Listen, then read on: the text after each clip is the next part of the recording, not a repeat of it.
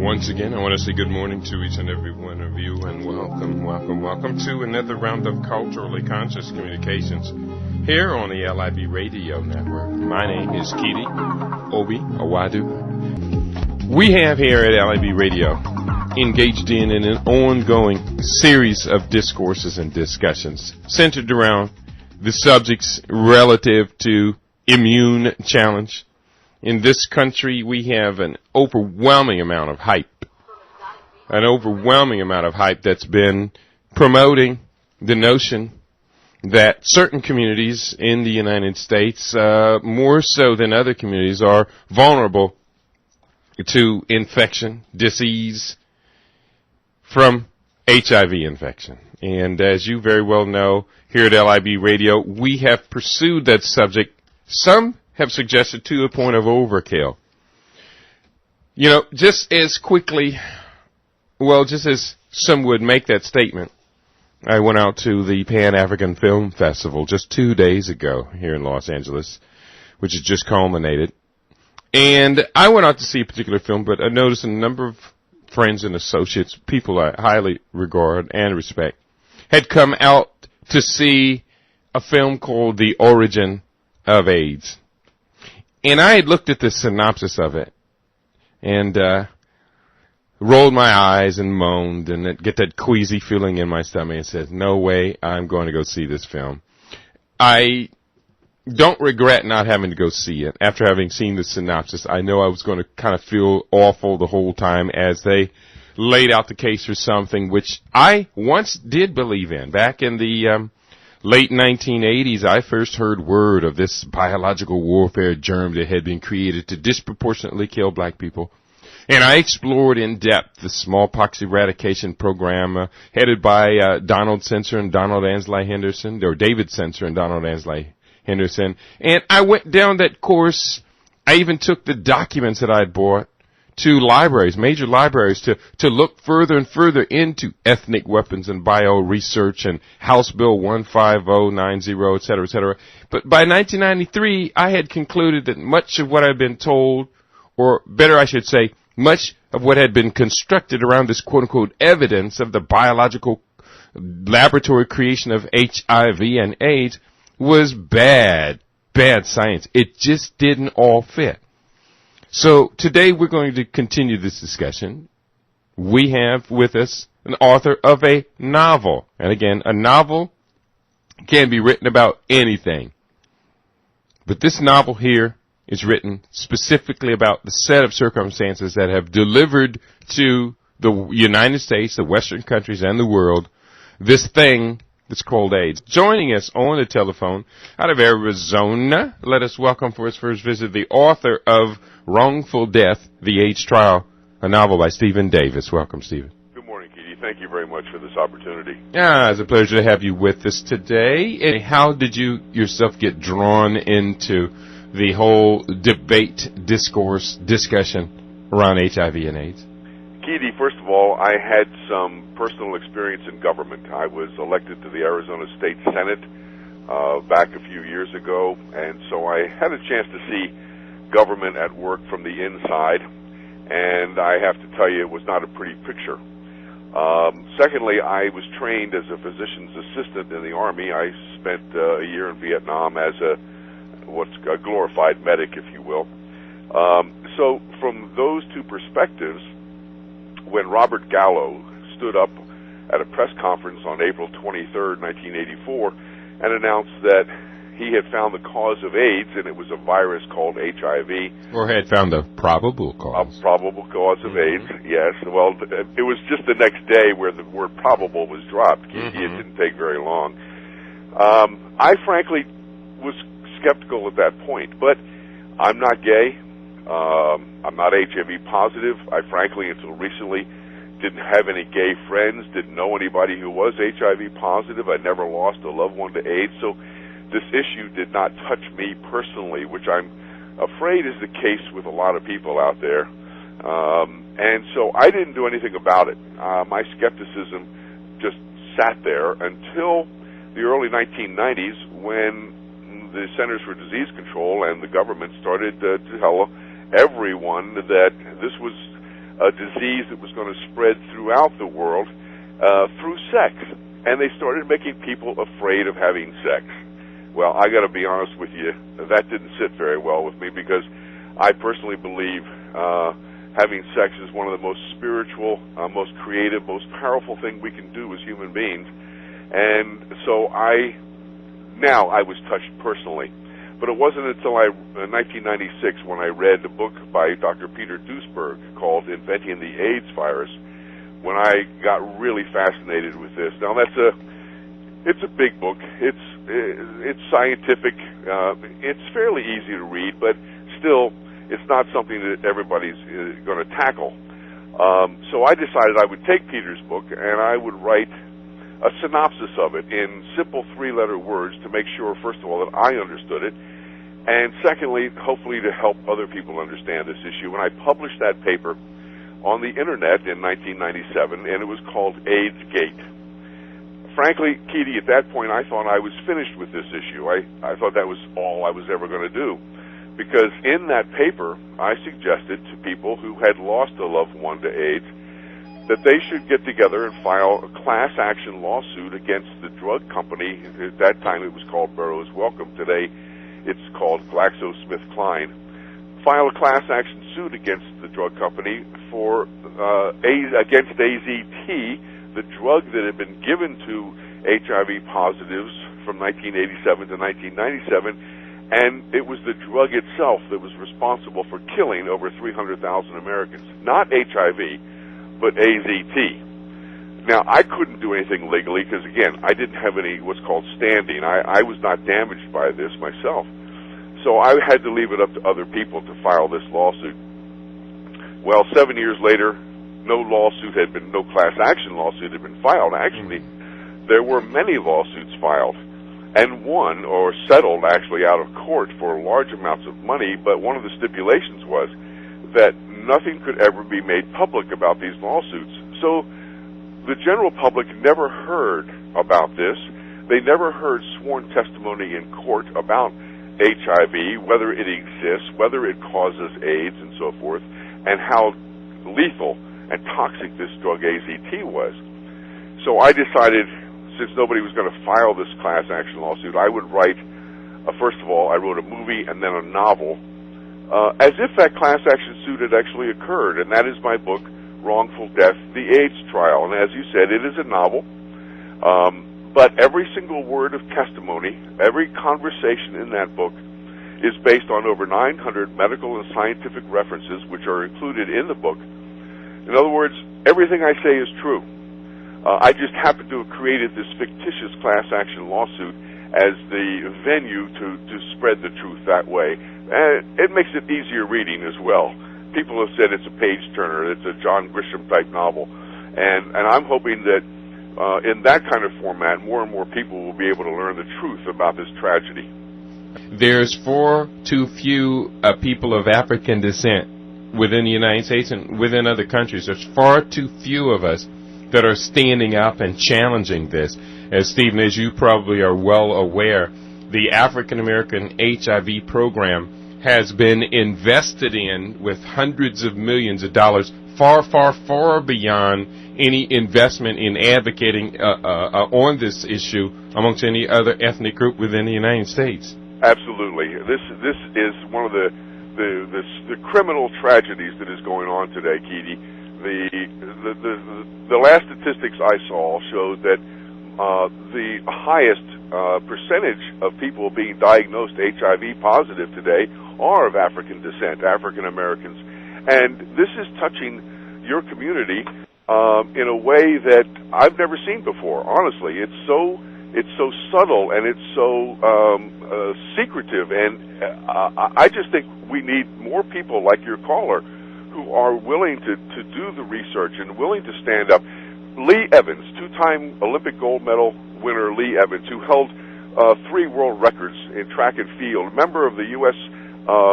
Olympic Hall of Fame and the U.S. Track and Field Hall of Fame, he has just produced a 5-minute video that's available on YouTube and Google, talking about the HIV tests themselves and all the problems with those tests and why they are not accurate, and yet we are still diagnosing people HIV positive today and causing them tremendous emotional and psychological trauma and family stress and social rejection and financial hardship. And Keidi, when you boil it all down, it's not, that test does not, cannot find anybody to be accurately HIV positive. It's amazing what's going on today. Now, you were talking about how it was your hope that a class action lawsuit would come forward, and that this class action lawsuit really was not being produced. And I do agree with you completely that the possibility of bringing a massive lawsuit together that could challenge so many aspects of what is delivered, so many deaths due to, largely the toxicity of the chemotherapies, or is wrongful diagnosis, is a great one. What do you think are the main obstacles to this type of lawsuit coming forward? Well, Keidi, the lawsuit that I describe in my book cannot be filed today. It had to do with the 300,000 men and women in the United States who were killed between 1987 and 1997 by the drug AZT, and unfortunately, the statute of limitations legally has run out on that. It's too late to file that lawsuit. But as you say, there are other lawsuits that I hope are filed. You see, I think in today's society, we as a people still trust the courts for the most part. If we can get the opportunity to present this evidence as sworn expert testimony, I think it can make a difference. I think people will believe a court decision. I think people will believe a court testimony faster than they're going to believe it if somebody stands up, a politician, for example, stands up and says something. So this is, I think, going to be the best way possible to get the truth out about HIV and AIDS. And there are still lawsuits that can be filed, and I hope will be filed. As a matter of fact, one of the things that's happening today is that we are having citizens charged. In fact, I'm involved with a case that where the gentleman has been charged with first-degree murder for sleeping with a woman without telling her he was HIV positive. This is first-degree murder. Now, he's being charged with attempted murder, or did she actually die? She died because she took the HIV medications, which is something I think we're going to probably get into in this conversation a little later as well. But she died, so he has been charged with first-degree murder. His murder weapon, of course, is HIV. Mm-hmm. Well, his murder weapon would have been his penis. Well, yeah. And then wouldn't they have had to demonstrate how his penis delivered a deadly weapon? I mean, they would in a case of murder by gunfire, they would be responsible for finding the bullet, matching the bullet to the gun, and proving that the gun was in his possession. So, exactly. Did they prove that his penis was in his possession? I think that's probably going to be easy to prove, but I'll tell you what's not. It's not going to be easy to prove that he was HIV positive or that she was HIV positive, because the tests themselves are so unreliable. And I think this is where we're going to have our greatest success, and that is proving in court that an HIV test, and I don't care whether it's a blood test or a saliva test or whether it's one of the new rapid response tests, they cannot be accurate in proving that someone is HIV positive for so many reasons, Keidi, which I'm sure you're familiar with. Mm-hmm. Yeah, we have explored those, and I was even shocked, Stephen, to find out the newest test, apparently just being approved this week, is a divining rod. Yes, I tell you what, the tests themselves have never been validated, as I'm sure you're aware. Mm-hmm. And to validate an HIV test, actually, first of all, let's just refresh everybody's memory that an HIV test is not a test for AIDS. It's not even a test for HIV, even though it's called that. It is a test to find antibodies to HIV. Mm-hmm. Now, in order to validate any kind of antibody test, what you have to do is you have to take, let's say, 1,000 people who test positive on that antibody test, and then go actually find the virus in them. In this case, 1,000 people who would test HIV positive, you'd have to go and actually find the HIV virus in them to prove that the test was finding something. You'd also have to take 1,000 people who tested HIV negative and go and not find the virus in them. That is called validation. That test has never been done on HIV. It's been done on every other antibody test. It has never been done on HIV. So we have no scientific evidence that the HIV test for antibodies has ever been proven to correlate with the existence of HIV itself. As a matter of fact, the test kit manufacturers have a printed disclaimer in every test kit that says that there is no recognized standard for establishing the presence or absence of HIV in human blood using that test. But that's, Keidi, that's exactly what it's being used for, even though the test kit manufacturers say it can't be used for that. It's insane. Yeah, it is. It is amazing. It is insane. The way that the medical pharmaceutical complex has been able to just bamboozle the overwhelming public in this country. I mean, the subject of AIDS or HIV or the virus AIDS hypothesis is one area. I saw there was a story that came up this week that talked about a new blood test for prostate or something like that. And I can't remember the specific details of what it was for. There's so many of these antibody assays coming out right now. It looks like that's the new discovered technology. So flood the market with HIV or with antibody assays for crooked eyebrow syndrome. Wait. Let me think about that. I think I may be on to something there, Stephen. You could make a lot of money that way, Keidi. Especially in the Latina community, you know. Oh, wow. I'm going to have to take a break. I'm going to rush down to the patent office. And maybe if I can call the Secretary of Health and Human Services, we can announce our discovery. But this week they made an announcement for a new antibody assay or protein assay. And the guy made the statement, he said that this is about we expect this to be 90% accurate, but still we are getting a false positive ratio of about 23%. Keidi, and he said it in the same sentence, and there was just no hesitation, and the guy interviewing him never said 90%, 23%. Oh, great math. Yeah, Keidi, this is such a perfect example of what has happened, first of all, to our scientific community and to our journalistic community today as a result of this HIV debacle. First of all, as you mentioned, where was the question says, wait a minute, your math doesn't add up. For example, the Centers for Disease Control and Prevention has announced a couple of weeks ago that there are 40,000 people who are, quote, newly infected with HIV every year. Well, Keidi, where's the journalist that stands up and says, where's your proof for that? Because in order to make that statement, you have to have these 40,000 people who tested on an HIV test, who tested negative, and then tested positive in order to say that they were newly infected. They do not have those prior HIV negative tests.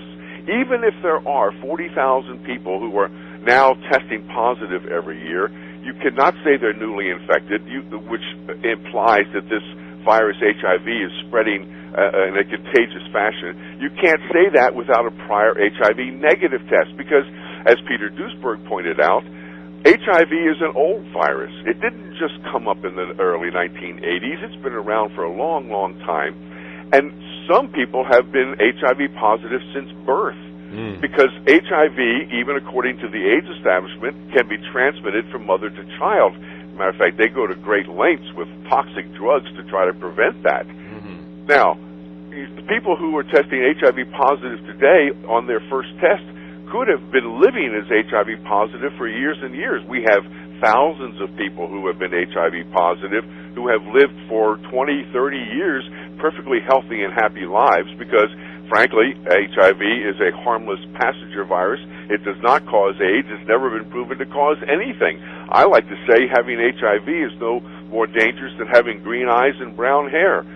So the CDC makes this statement. No journalist stands up and says, where's your proof? And at the same time, the whole logic goes out the window. So somebody could make the statement they did of 90% accurate and 23% false positives, because nobody's challenging the logic of the thing anymore. And the logic of HIV and AIDS is just so bizarre and so faulty that I think we're a culture that has gotten so apathetic that we don't even question anything anymore. And maybe people don't believe it. I'm hoping so, but people don't believe it, and they just think it's useless to try to even ask questions because the answers they're going to get are so bogus anyway. Well, the sad fact is that amongst the African American community, far too many people believe in it. As you very well know, the statistics say that of these 40,000 new diagnoses or so per year, estimated infections, a gross disproportion of them are African American, and a gross disproportion of them are heterosexual women. A number of these heterosexual women have been sexually non-active for 3 years or more, but nonetheless, the propaganda infects our mind, and then the infection spreads then from the mind, and you know how that process works. Let me just ask you this specifically about this African American diagnosis level. Do you have an opinion of why so many people, or so many black people in the United States are accepting these diagnoses? Or why they're accepting them? Or why they're being given the diagnosis and why they're accepting it? I guess it's two separate questions. Well, the first question is, why are the African American communities being testing positive?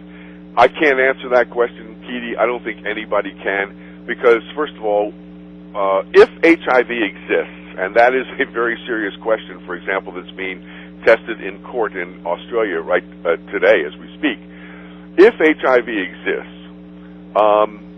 it is never been proven to be associated with AIDS and never been proven to be associated with any disease. In other words, we don't know its effect in the human body because we have no scientific studies to prove that. It may turn out that if HIV exists, it may have something to do maybe with skin pigmentation. Who knows? Who knows at this point? Mm-hmm. The fact is that it is affecting the African American population in greater numbers than anybody else. Mm-hmm. And hopefully one day we'll figure out why. Mm-hmm. I put out a paper probably about 6 or 8 years ago talking about the disproportionate diagnosis among African American women, listing some 9 separate reasons why we were getting it. And one of the most obvious reasons is, and this was actually proven through activities in the military, which was testing all military recruits for HIV-positive status at one point, is quite simple. If you find any particular target group to operate within, the way that these antibody assays work and their false positive ratio, the more tests that you administer to that group, the more positive diagnoses will come from that group. Whether or not HIV is actually present, as you can say, as you have said, there's no method of being able to determine that for sure anyways. But if you and I had a target group of 1,000 people of different ethnicities or different identifiable backgrounds and separated those groups, and we administered the same amount of HIV antibody assays to that group, and all other factors, socioeconomic status, health status, etc., of those groups were exactly the same, you're going to find probably, in most all likelihood, all groups will have a pretty equivalent amount of positives amongst a group. Do you believe that statement to be true? Yes, I do, and I think that's actually one of the requirements for the test to be valid.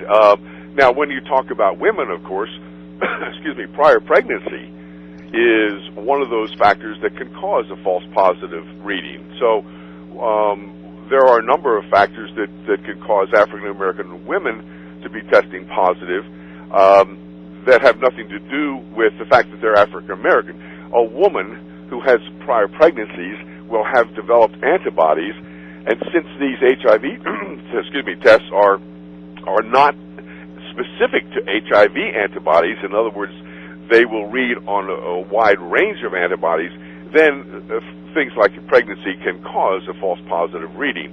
And that could be one of the reasons. But I think that I think that there's some serious scientific work that needs to be done to find a way to identify HIV in a person if it actually exists, and then to decide and to define what HIV would actually do if it exists to somebody's health. And that has never been done. So we have a long way to go in this research.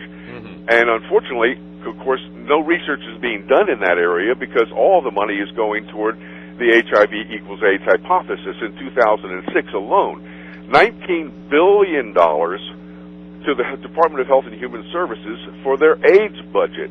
Well, compare that. Let me back up 1 second. In this country, we're still losing about 15,000 people a year to AIDS, according to the statistics. Yeah, I believe 15,800 might be the last available number.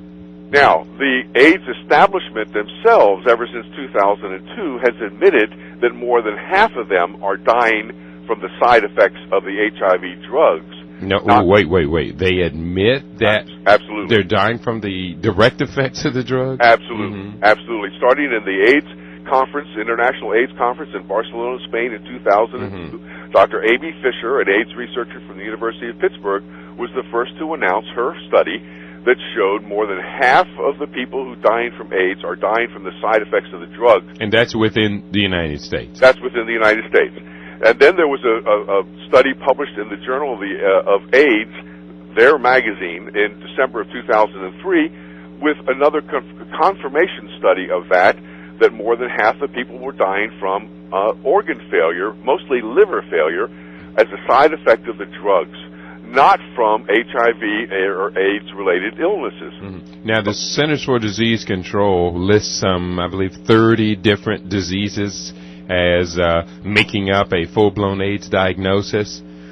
So of these 15,800 deaths, if we then subtract 880 or so of those deaths, excuse me for my quick math, 8,800 of those deaths, thank you, then that leaves 8,800 people to die of some 30 different diseases in the United States. Yeah, you got the math just about right. Now, if we project that 8,800 people across 50 states, and just for our benefit, for math benefit, we'll say they died an equivalence over each of the states. If we project that over 50 states, and granting that there's 30 days per month in each state, we're looking at a death rate of about 13 people per state per month. Keidi, you promised me that at this hour of the morning there would be no math. Yeah, that's why I did all the math earlier before I woke up. I did it. The twilight zone where your brain goes wild. Yeah, we're talking about less than one death per disease every 2 days. Well, okay, I will accept your math. But the other most important math for me is that if you take those 8,000 people who are dying from AIDS, not from the drugs that kill them, but from AIDS or HIV-related illnesses, and divide that into the $19 billion budget for the Department of Health and Human Services, how much are we spending on each AIDS case that dies every year? Now, compare that to the fact that we have over 500,000 people dying every year from cancer of all kind, and we have more than 700,000 people dying from heart disease. Yeah, but for the establishment's perspective, Stephen, they will argue that of the estimated 1 million HIV infected in the United States, if only 15,800 of them die every year, then they are keeping 984,600 people alive. But you know why they don't say that, Keidi? Because, first of all, the 1 million is a total estimate. They even admit that probably 400,000 of them don't know it because they've never been tested, and therefore they're not a true statistic. And secondly, they know that only 250,000, I believe, are actually identified and taking the drugs. Now, there's a lot of people out there who are HIV positive, even if they don't know it, who have lived 20, 30, maybe sometimes 50 years with HIV, who are living happy and healthy lives, mainly because they don't take the drugs. Mm-hmm. And that's the important statistic that I think we need to remember, because these drugs are being proven to be highly toxic. As a matter of fact, there's another study that was published on August 5th of 2006, in the Lancet magazine, and that's a highly prestigious science magazine. And it took 22,000 patients over 10 years, and it was comparing the efficacy, the success of the antiretroviral drugs. It's called HAART, highly active antiretroviral therapy. It was comparing the success of HAART over those 10 years, and it even found that the HAART drugs being given today are worse than the ones that were given 10 years ago. Those drugs today do not prolong life any more than they ever did. They actually cause a decrease in the CD4 or the T cells of our immune system, which we need to fight off opportunistic diseases like AIDS. And they are causing a faster progression to AIDS and what they call clinically worsening progression. So even their own studies prove that these drugs are not doing what they thought they would do, and as a matter of fact, they're causing more harm than good. From page 88 of Wrongful Death, the AIDS trial. First of all, the most striking thing to me is that no one has ever demonstrated HIV infection, even in a single case, using the accepted medical definition of the word infection. Implies a large amount of virus or microbe and a high level of biochemical activity.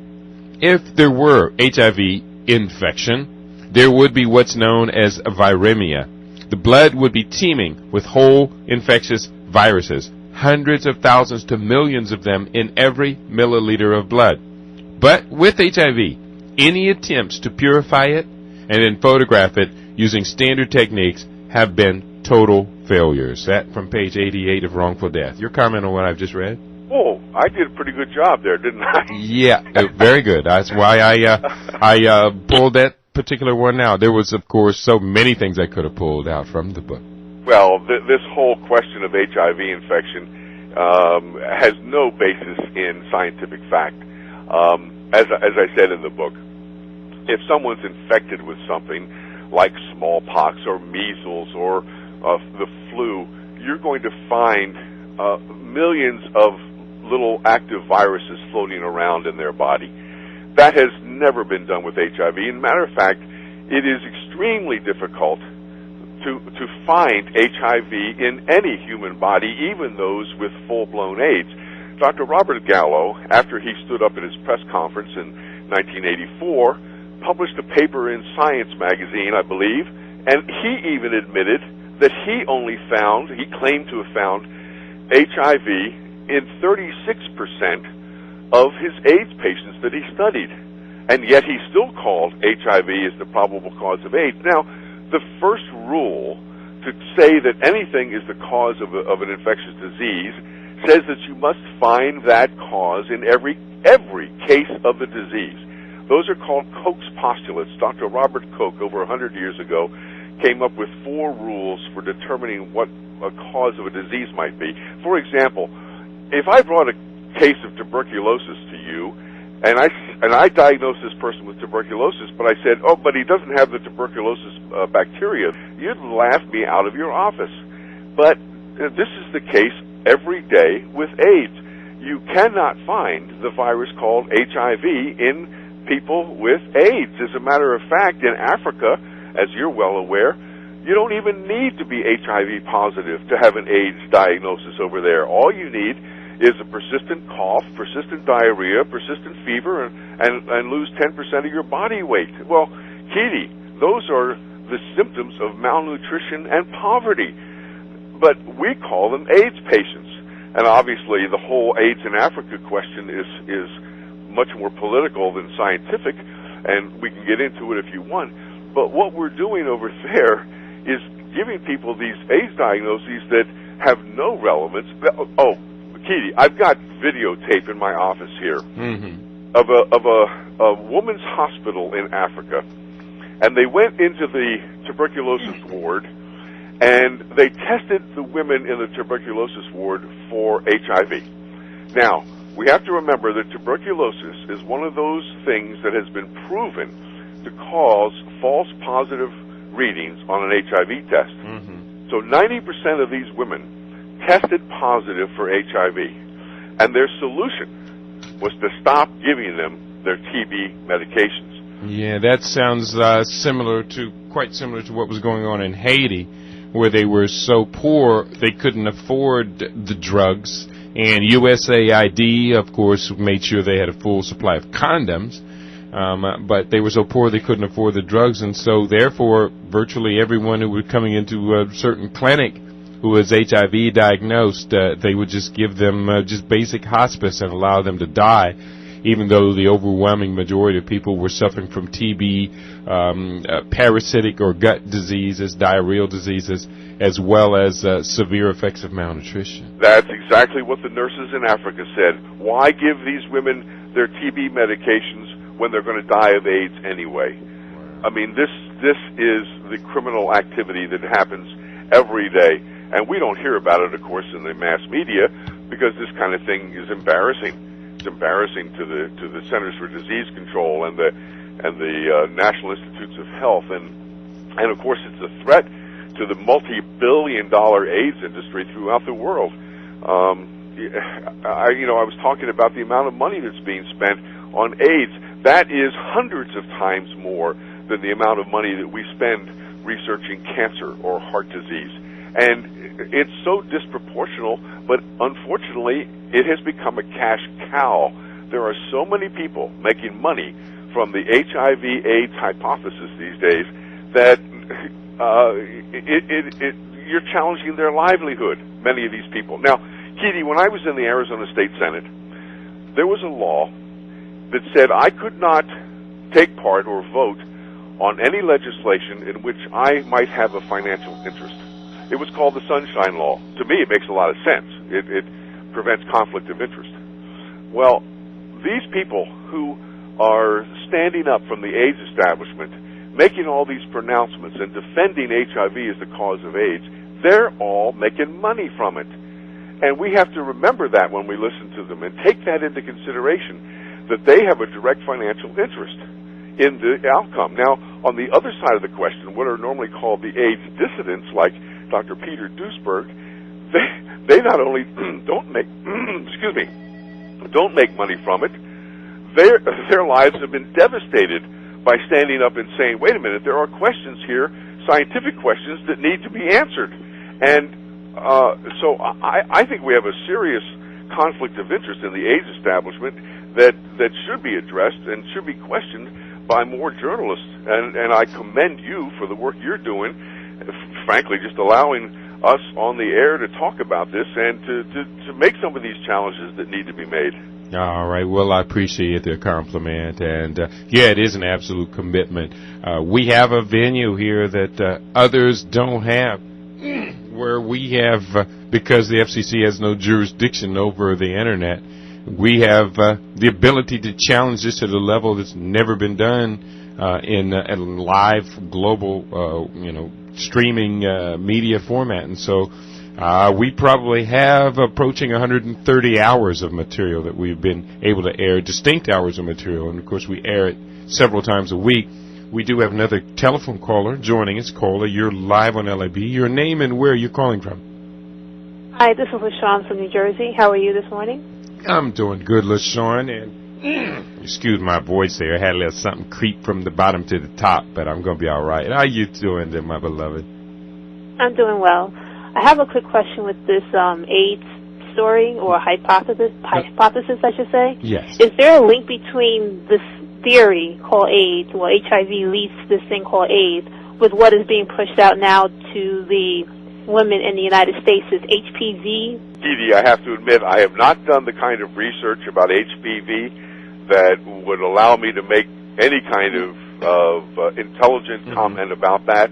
I will tell you, I'm just as suspect of that as I was of HIV when it was announced in 1984. And so I would hope that there will be people who do that kind of research. It smells bad to me, what they're trying to say, and the fact that they're trying to have every 13-year-old girl in the United States vaccinated. Anytime the pharmaceutical companies find a way to make money, and that is their only goal, by the way, they're in business to make money. They're not in business to heal people. And if they can find a way to make money, they're going to do it. And this HPV vaccine sure looks like another cash cow for them, and so I'm very suspect, but unfortunately I can't give you any scientific studies, and I never like to say anything that I cannot back up with scientific studies. Yeah, you make good sense. And the reason why I posed that question is because this whole AIDS theory was born out of this whole cancer virus thing that they were doing research on back in the 70s. That's so I put two together. I'm like, if they connected HPV with this cervical cancer theory, I don't know if it's proven or what, then there's got to be like some type of connection there. Well, and since you bring that up, in 1993, when the CDC was reclassifying what full-blown AIDS was, one of the things that they needed to do was expand the definition so that more women could be drawn into it, and then they did add cervical cancer as an in consequence of HIV diagnosis. And so, boy, this cervical cancer now is really kind of playing into their hands. They seem to maybe be dropping all notions of HIV causing the cervical cancer in favor of HPV-6. HPV. Interesting. Very, very interesting. Because I also brought Dr. Koshaw's book last week, and I also brought Peter Duesberg's book as well last week. So Wonderful. I'm like really immersing myself in this information, and I'm just reading it. I'm like, man, this is the best mass deception I've ever seen played out in front of my eyes. I'm just like floored. It's like watching a theater, and everyone's playing the part, but they don't know what they're playing the part for. Yeah, and I mean the public, that is. Well, let me just ask you one more question. As a woman of African descent here, yourself, when you see this disproportionate tagging of your demographic group, and as you perhaps can discuss this with other women, what kind of thoughts go through your mind? How do you deal with this? I'm frustrated because I'm like, why? I'm like, I went to a forum 2 weeks ago, and we were talking about this AIDS theory, and I'm like, folks, use logic. Why do you so easily believe in something that you have not even done the research to verify if this thing even exists? And it's just like they just like dumbfounded, and they're looking at me like I'm nuts. And I'm just so frustrated. Like, people, use logic, reason, critical thinking, analytical skills here. Use it. You have it, but you don't want to use it because if you use it, you don't want to be responsible for the information you will be intaking. Then that means you have a reason to act, and you don't want to act. So therefore, you don't want the responsibility. Wow. Did you have any comment? Any comment for LaShawn before we take our second call, Brother Stephen? I just was sitting here wanting to say hallelujah. I mean, listening to you and listening to your callers it is so gratifying and so uplifting for me because I deal with this every day, and I deal with a lot of the controversy, and I'm just so pleased to hear that people are doing their own research, and they are using their own minds, and they are using logic, and I think that is the most. This is going to be a grassroots thing, Keidi. This is not going to happen from the top. We're not going to have Dr. Robert Gallo or Dr. Anthony Fauci or John Moore stand up tomorrow and say, "Oops, we made a mistake." This is going to be a grassroots movement that brings down these lies. And so I wanted to lend my support and anything I can do to help your caller and you to make this possible to get the truth out. So hallelujah. All right. Thank you for calling, LaShawn. Thank you. Have a good morning. Greetings, beloved. We have a second caller patiently held on. Your name and where are you calling from? Hotel, Brother Keidi. This is Brother Shabaka, and greetings to you, Brother Stephen Davis. Glad to hear from you.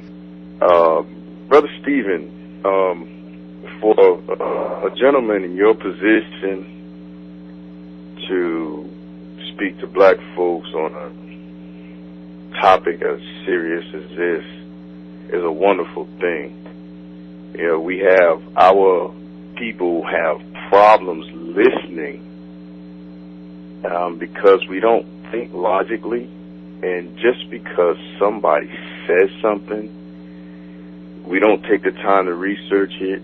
We feel our opinions about it, and our emotions get in the way of our logical thinking, and then we're stuck in a rat race and chasing our tails. It's just so good to be able to listen to someone who's been in the government and who's had a chance to see things on a different level to come back and speak to the neighborhood. Well, I greatly appreciate that and your kind words. And now that you've got the internet, let me recommend a couple other websites for you to look at. One is called helpforhiv.com. www.helpforhiv.com. That particular website goes over all the problems with the HIV tests and why they cannot accurately diagnose anyone as being HIV positive. I also have a website for my book, and that is theaidstrial.com, www.theaidstrial.com.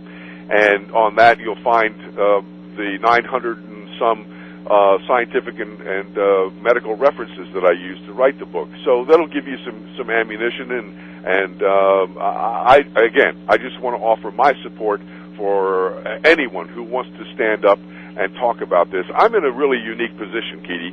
I'm 60 years old. I've had an incredible life. Frankly, I have no job. I have no assets, no income, no car, no home. And so I'm able to stand up and say all these things because the AIDS establishment can't do anything to me. As a matter of fact, I wish that Robert Gallo would sue me or somebody else would take me to court, because it's in the courts that I think we're going to bring this issue out, and that is one of the best ways that I know how to get there. So I'm encouraging every time I can for John Moore or anybody else in the AIDS establishment to take me to court for the things that I'm saying and give me the chance to prove and show the scientific studies that back up every word I say. Mm-hmm. Yeah, I do agree that the challenge to them, at this particular point, the dissenting viewpoint has been reinforced by so much science that, we can basically jump in their face and say, dare you. I think that the new book by Rebecca Coleshaw, who was an AIDS establishment insider, is another very valuable tool in this arsenal that we have. It's called Science Sold Out, and it's now available through Amazon.com, and I highly recommend Rebecca's book as well, absolutely. We're talking today about your book, Stephen, a novel. The book is entitled Wrongful Death, The AIDS Trial. When I look at the book, it looks like the book would serve as a good blueprint for any lawyer who were putting together a case to take on the pharmaceutical companies or some of these clinics that are diagnosing people as HIV infected. Well, it could, Keidi, as I mentioned in the first hour. Unfortunately, that particular case could not be tried today because it deals with the fact that it was AZT, the drug that was given to people diagnosed HIV positive. It was the AZT that killed 300,000 men and women in the United States between the years 1987 and 1997, not HIV. Unfortunately, that case cannot be tried. But it certainly does make the case quite convincingly for the fact that HIV cannot cause AIDS. It fails every single medical and scientific test to be called the cause of AIDS, and the fact that it is the drugs that are being given to people that are killing most of them. As a matter of fact, in that decade from 1987 to 1997, it was AZT that caused and killed 95% of the AIDS cases. So, but we do have other avenues today. There's a case going on in Australia right now. There's a group of AIDS dissidents who are in court to prove they claim that HIV doesn't even exist, or at least it has not been proven to exist, because the standard medical protocol to isolate a retrovirus such as HIV has never been followed there are no electron microscope photographs of this virus, and so there's never been any proof of what HIV is or what its makeup is. And the crazy thing is, Keidi, that the HIV test that we use in this country and have used now for 22 years, are the same test. The test was patented by Robert Gallo a few hours before he made the announcement that HIV was a cause of AIDS. A little financial conflict of interest there as well. But it's the same test that he patented 22 years ago. And it is based on saying that the proteins in these test kits are specific or unique to HIV. That has never been proven, and as a matter of fact, all 10 proteins that are used in the HIV tests have been proven to be associated with things that are not HIV.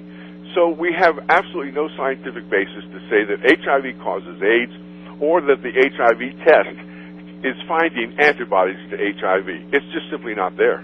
I got an email this morning from South Africa. A gentleman, I'm not necessarily going to pronounce his name correctly, Amphelo, and let me just read you a couple sentences from that. Mm-hmm. I strongly believe that action starts from ground level, and with the support of great people I've mentioned above and a whole lot of others, we can make an impact in this country. A lot of people are dying needlessly because they do not know the truth.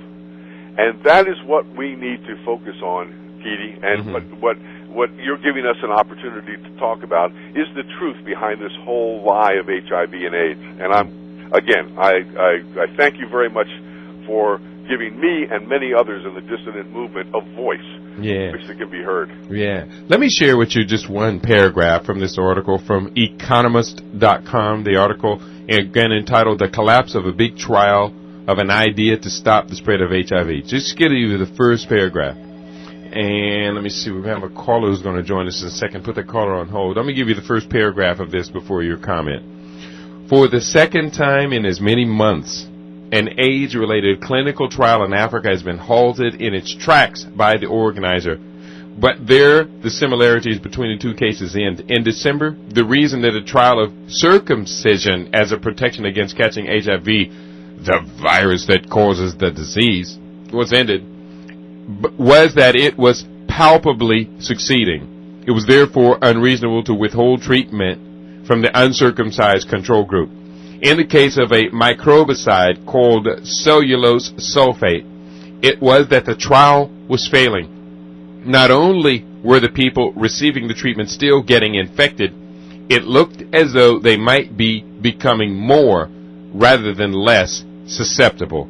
And so it talks about this trial, and it doesn't tell the amount of women, but in essence, okay, they recruited 1,333 uninfected women. But, it said that the women, while using this chemical that they put up inside their vagina before engaging in sexual activity, was increasing rather than decreasing their rate of diagnosing HIV positive. I want to pound the wall and holler, but I'll have your response. Well, I do too, Keidi. I mean, what else can anybody do except raise a voice in protest?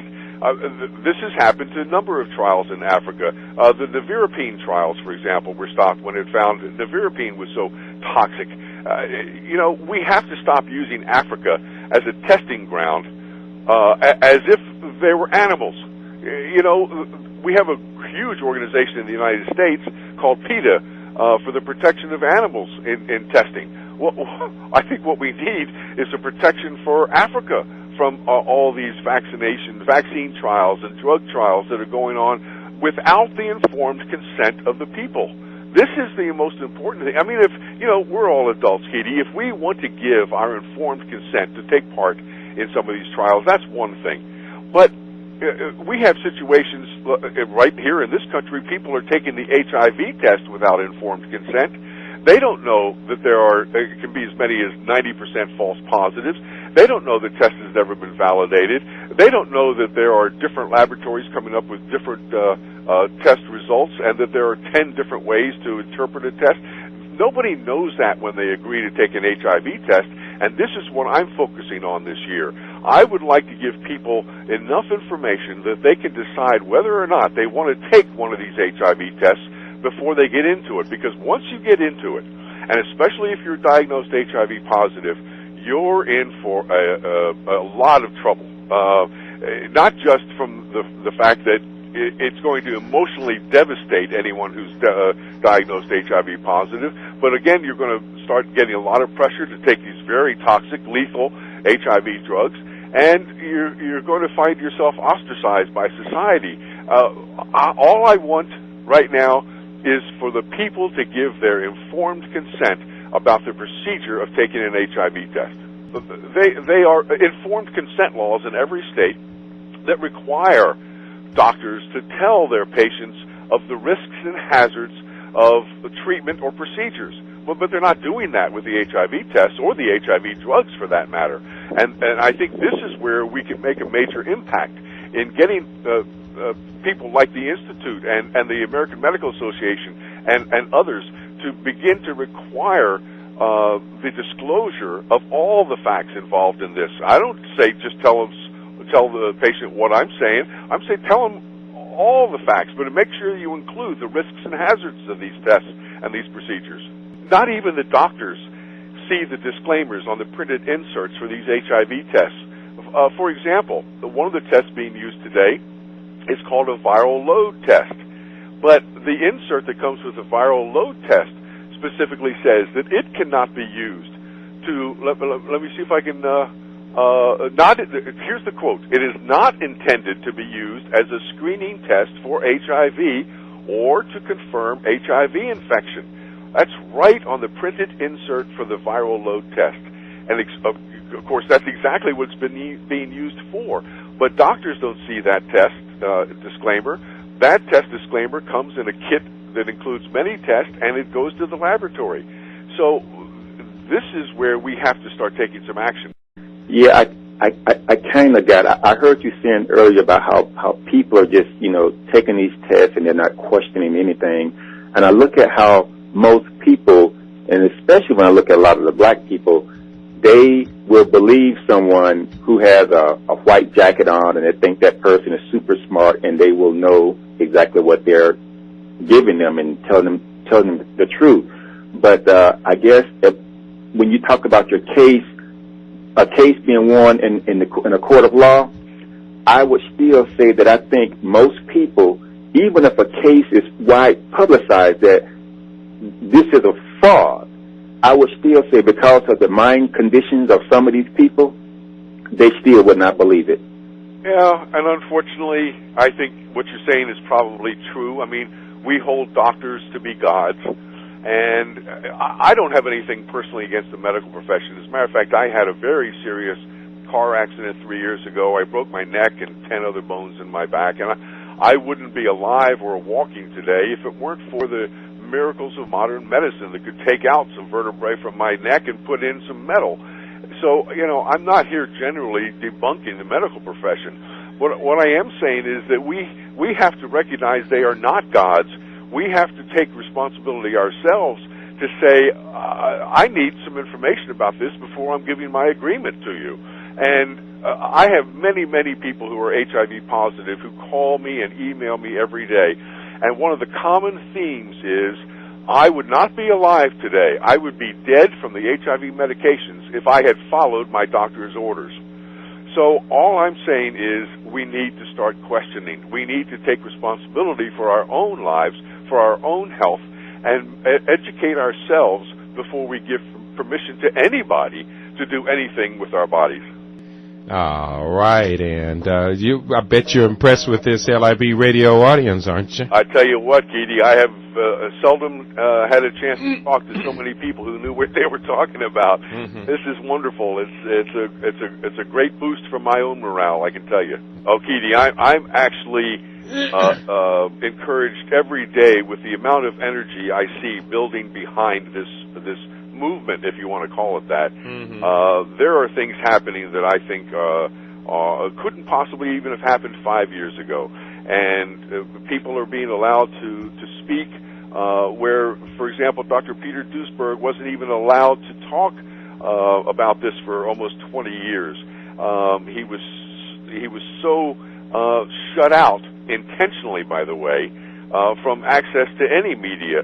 There's a memo that circulated around the Centers for Disease Control and Prevention in 1987. 1987, after Dr. Duesberg published his first and important paper proving that HIV could not cause AIDS. The CDC circulated a memo that's saying that he had to be, quote, contained. And in fact, that's exactly what happened. He was denied access to any media, including having many appointments canceled, like for the Larry King show. So, but today we're finding this being talked about in lots of places on the internet. Thank God for the internet, and on radio stations. I've done dozens of radio interviews, and so I'm very encouraged that within the next few years we can actually bring the truth to light. All right, and bringing truth to light—that's what we are here to do. Are you familiar with the case of Newshawn Williams from Rochester, New York? No, I don't think so. Newshawn Williams was one of the first people that I was aware of that had been convicted of attempted murder insofar as putting his little wee-wee inside of women after he had been diagnosed as reactive on the HIV antibody assays.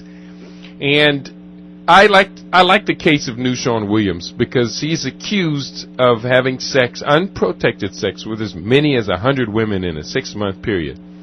Of these women, apparently some 9 of them not tasted, but we don't need to go there.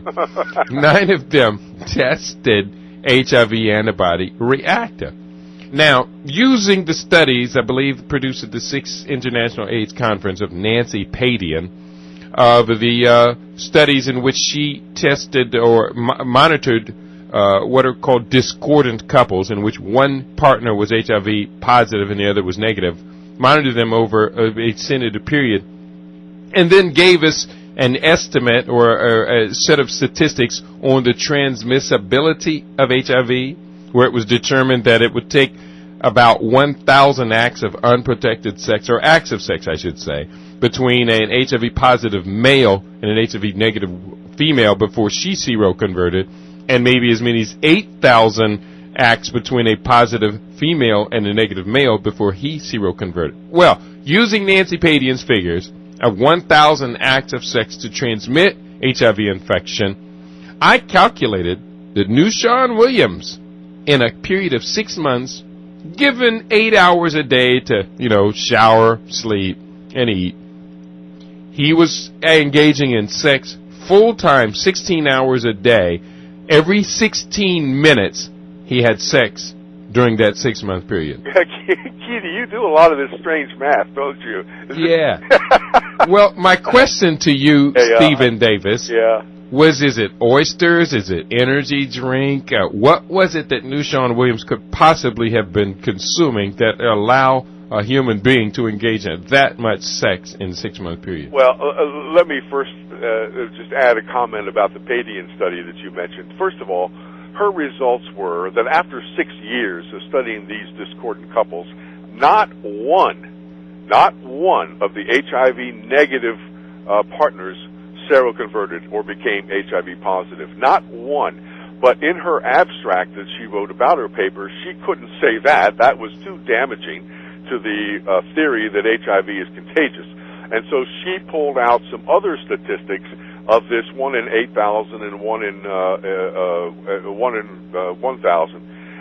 But that is not supported by her study. Her study shows that HIV is not transmitted through heterosexual intercourse, period.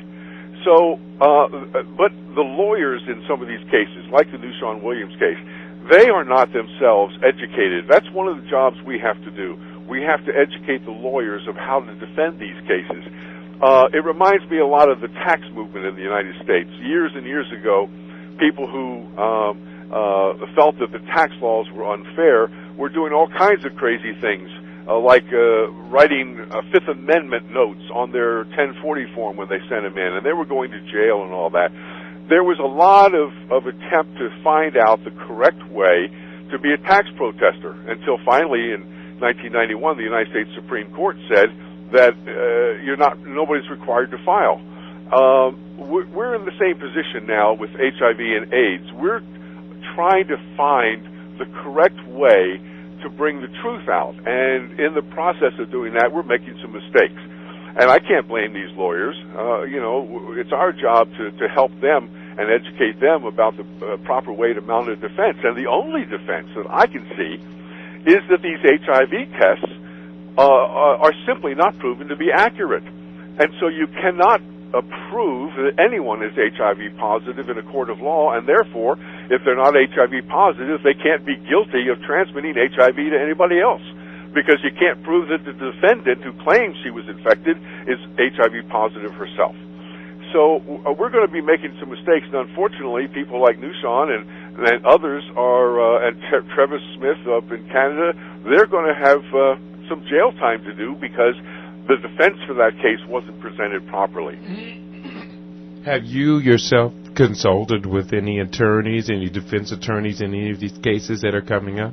I am doing that in cases that are coming up. I have not done with any cases in the past. No, I'm just getting involved in this whole aspect of this issue, and hopefully we're going to see some different outcomes in the coming months and years. And we're still waiting on the decision in the Australian case, which is, as I said, very much going to hang on the fact that whether the judge believes that HIV was properly isolated or not. All right. Yeah, I think this is going to be quite interesting. And, from my perspective, and I always tell people I keep my mind open because I did reverse my position on this. In the earliest days of this, I was absolutely convinced, Stephen, that this phenomena was the end consequence of laboratory experimentation, recombinant DNA. The whole Strecker memorandum looked real impressive to me when I first began doing this research. I had a background in reproductive biology. I actually came right out of high school into a biological research lab. And my father was a chemist, and so because of that, I kind of took this subject on, and it took me about 3 years to reverse my position. But are you familiar with the so-called Strecker Memorandum and Alan Cantwell and WHO? Yes. This whole World Health Organization killed Africa and all of those things? Yes, I am. And I want to say, Keidi, that I don't blame anybody for having believed the lies that have been told about HIV. After all, we also believed that there were weapons of mass destruction in Iraq. A lot of people did. You didn't believe that? No, I didn't. But a lot. No, I've been on the inside too much to believe that kind of stuff when it happens. But a lot of people did, and because that's what they were being told. Well, it's the same case here. Everybody's been told for 22 years now, going on 23 years, that HIV causes AIDS, and that we can tell whether somebody's HIV positive or not. Well, there's no scientific evidence for that, just like there was no evidence that there were weapons of mass destruction in Iraq. So, I am not critical of anybody who has believed these lies for so many years, but it is time now for everyone to take a new look and a critical look at this. Mm-hmm. Yeah, and this is, for many of us, a wonderful exercise, a way for us to engage in a scientific inquiry. I find it fascinating. It can be really upsetting sometimes to listen to the lies and the propaganda, especially, as a person of African descent myself, to see so many African Americans, African Canadians and British, and in the Caribbean, have become collaborators and being paid to advocate for things that they don't understand. We have the day, I think it was the day before Valentine's Day. His world is Black AIDS Awareness Day. Now, is that coincidence that the day before Love Day, when everybody's going to get love and get busy, that they remind Black people just one day before everyone else makes love? Oh, what you remember? You guys got HIV. Yeah, isn't that amazing? But the day before that, I got a press release from somebody who wanted to do some press contacts, and they said, call if you want to do an interview. And so I called through, and I got one young man who's selling the safe sex license. So the person goes out, gets 2 HIV antibody assays, and both of them react negative to proteins for the antigen, for the antibody, for the virus that's suspected of causing AIDS. If they get 2 HIV negative tests, they can get a safe sex license and then go out, just show the license and, get busy, get buck wild. Well, and but we caught him on the air, and without knowing where he had stepped in, during the course of the next hour or so, he kind of got shown, he kind of got embarrassed, but by the end of the program, he was not giving up on the idea of selling his license. Well, because he's making money off of it, Keidi. I mean, unfortunately, in a lot of cases, it comes back to the money. It comes back to Jerry Maguire. Show me the money. And, he's actually in violation of the Centers for Disease Control protocol, which says that it can take up to 6 months, supposedly after infection, for an HIV test to register positive. So it does absolutely no good to go get 2 HIV negative tests and then declare somebody to be safe. So his whole premise is wrong, even based on the AIDS establishment theories. Mm-hmm. So, but people are going to make money off of this any way they can. Yeah, and what was amazing is that Planned Parenthood was actually sponsoring this man. Oh, man. Yeah. And we even read to him the words of Planned Parenthood founder Margaret Sanger, who's a virulent racist eugenicist. And nonetheless, he, at the end of the program, said, "I'm not giving it up." Greetings, caller. Welcome to the program. You're on with our guest, Stephen Davis. Your name and where are you calling from?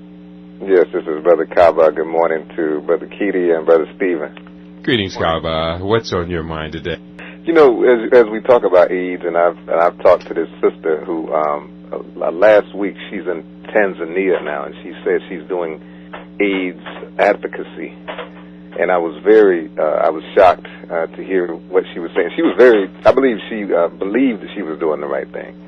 And that kind of brought to mind this thing to me, because you hear a lot of people talk about AIDS in Africa and so forth, and then you parallel it to AIDS in a lot of black communities, particularly places like Washington, D.C., and other places where there's a large number of black people. And it seems to me that people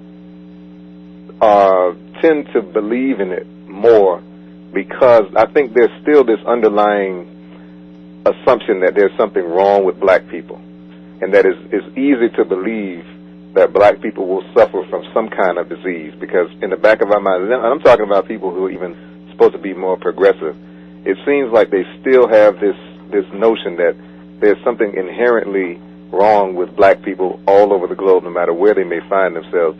What do you all think about that? Well, frankly, I think you've hit on something that's extremely important. Any minorities, I mean, look at the gay minority. They went for years and years and years believing there was something wrong with them, and some of them still do. I think this is a hurdle. It's a spiritual hurdle more than anything that any minority has to get over, or any individual for that matter.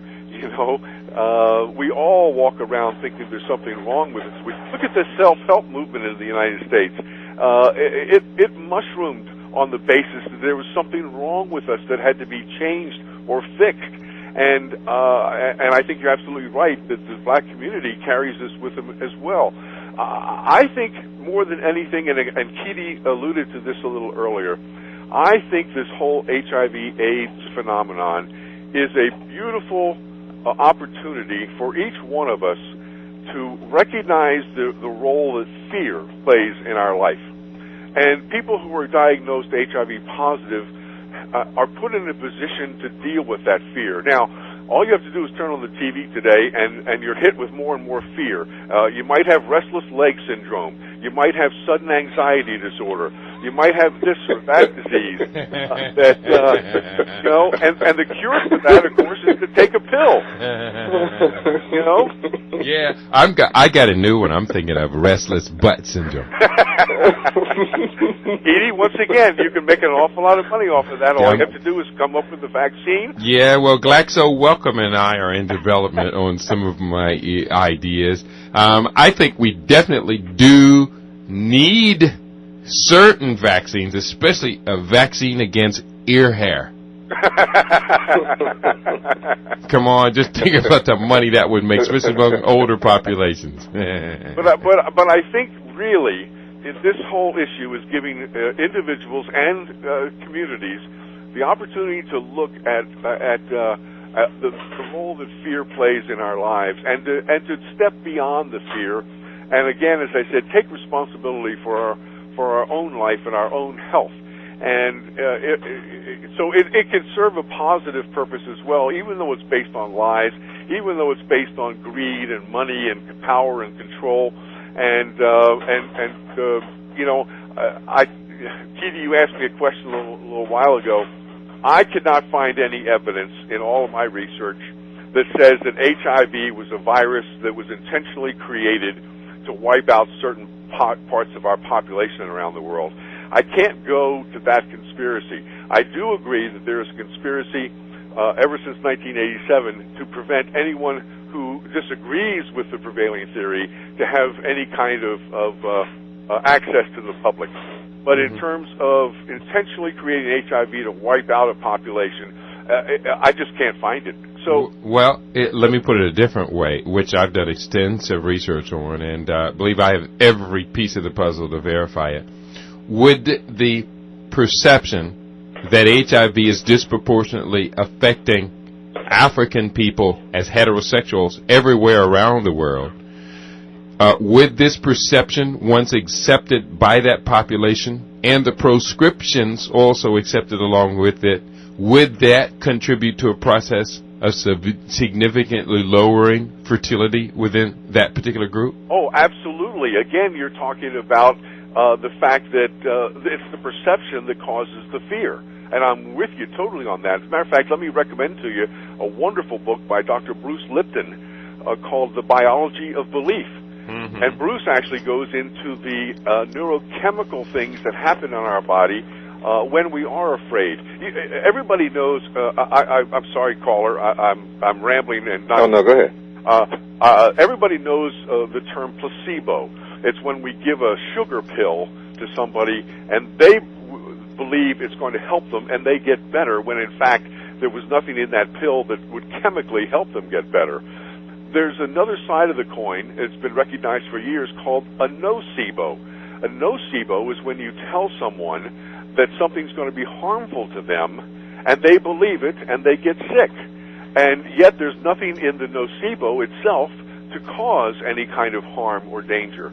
This is what we've encountered with the HIV/AIDS situation around the world. We have been telling people that HIV is dangerous, that it's going to lead to AIDS, that it's basically a death sentence, and people have believed it, and because they believe it, they get sick and they die.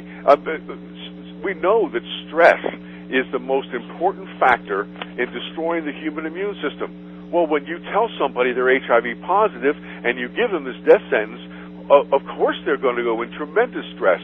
And it is understandable how these people, or why these people get sick when there's nothing causing that illness. And we have to address this fear, this underlying fear, and if we're going to help people understand the situation and not succumb to the lies and the fear itself. You mentioned PETA earlier, and I was talking to my wife, and we were talking about, one of the things that PETA was up in an uproar about, and I said, well, these people are something else. If a dog gets, mistreated or something, they'll run out and do these big protests. I said, we need to have another kind of PETA, the people for the ethical treatment of Africans. Yeah, because we're the ones that always we're always the one that get beat up and killed and so forth. But my last question before I go is, could you remind the audience about the Sman scare in Japan? Because I think that was something that took place in the 50s and 60s, and it paralleled this whole thing with HIV/AIDS as well. So I'm gonna hang up with that. It's a terrific parallel, Great call.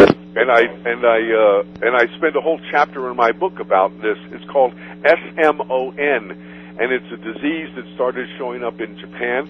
People were dying of it, and it took, I think, 12 years.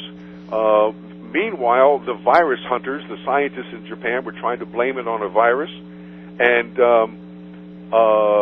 they finally discovered that it wasn't a virus at all. It was a drug called clyoquinol that was being given to treat diarrhea that was actually causing the nerve damage and the death.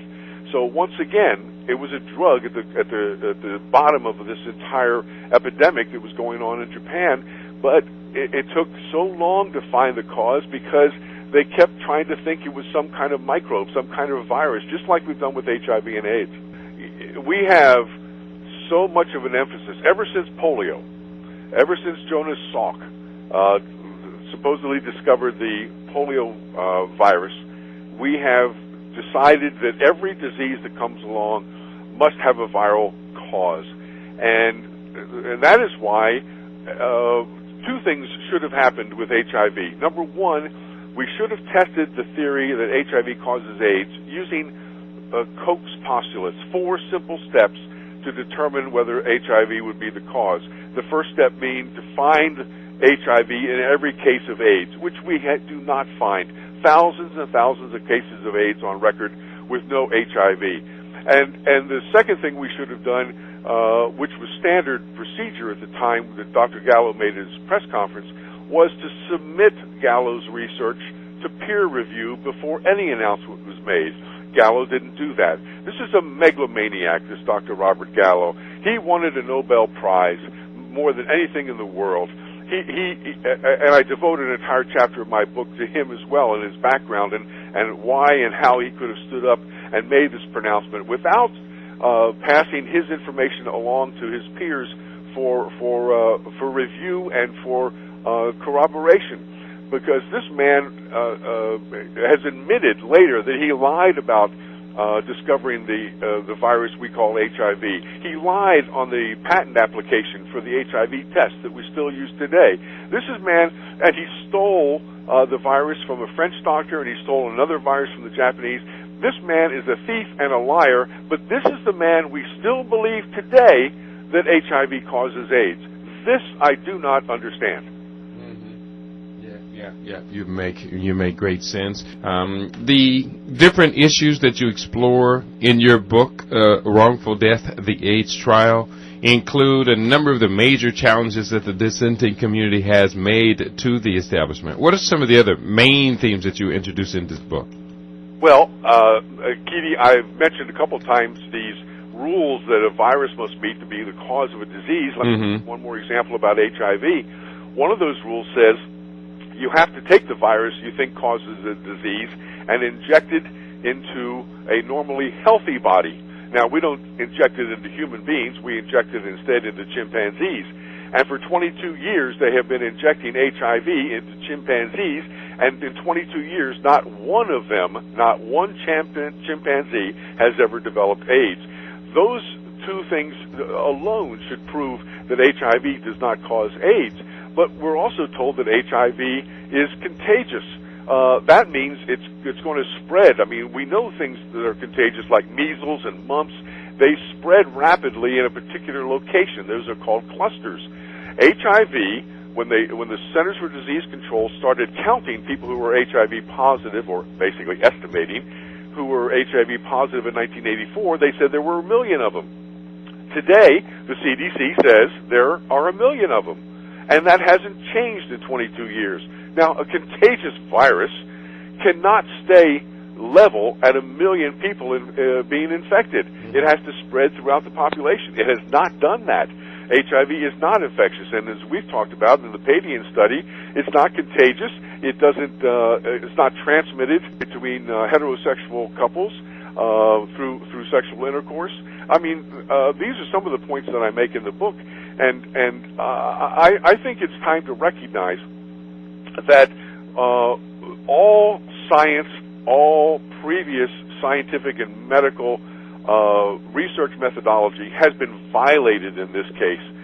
And all I'm asking is that we start we go back to the science that has been accepted to prove certain premises such as HIV causing AIDS, and see what really is the truth of the matter, because all the scientific evidence today shows that that cannot be the case.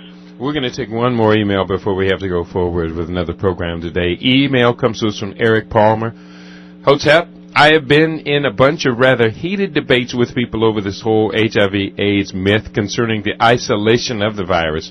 I pulled the following excerpt off of the Alive and Well website when they were giving some background on how HIV has never been isolated. It reads as follows, quote, scientists assert that electron microscope pictures or micrographs of all HIV isolates originally produced by Gallo and by other AIDS researchers since show some objects that look like retroviruses along with a number of other microbial objects that clearly are not viruses.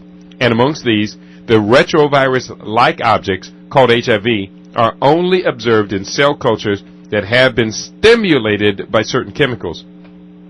The way that I interpreted this to mean is that basically the pictures that were shown were possible retroviruses tampered with chemically, and that basically Gallo was knowingly committing fraud. Is this a conclusion that you have drawn also? That from Brother Eric writing out of Jacksonville, Florida.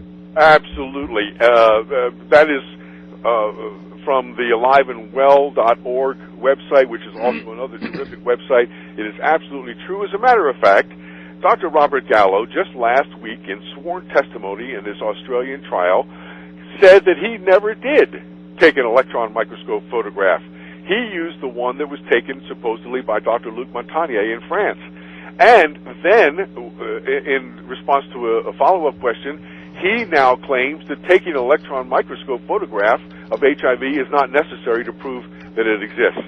In other words, Dr. Robert Gallo, first of all, said that Koch's postulates, the things we've used for over 100 years to determine the cause of a disease, are no longer valid, and now he's saying that electron microscopy is no longer valid either in determining whether a retrovirus like HIV even exists. So in order to defend their position, these guys have to debunk every accepted medical and scientific requirement that we've used for many, many years in order for their HIV hypothesis to stand up. We have come to the end of our program, Steve, and time sure flies when you got a lot of good stuff, solid stuff to share with people. As you know, as you've figured out, Keidi, I could talk about this for hours, so yeah. I really appreciate the opportunity.